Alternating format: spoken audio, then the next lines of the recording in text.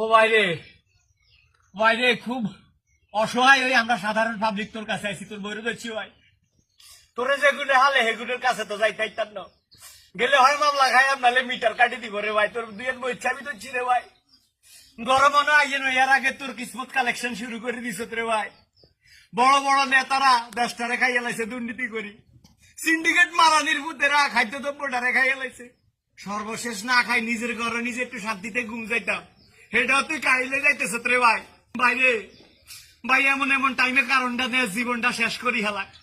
যখন মাগরিবের সময় ইফতার করতাম ভাই তখন তুই কারণটা লই যাস গি, যখন তারাবির নামাজ খান হরতাম খাড়াই তখন তুই কারণটা লই যাস গি, স্যারি খাইতাম উঠি তুই কারণটা লই যাস গিন। হারাদিন তো আছে রে ভাই।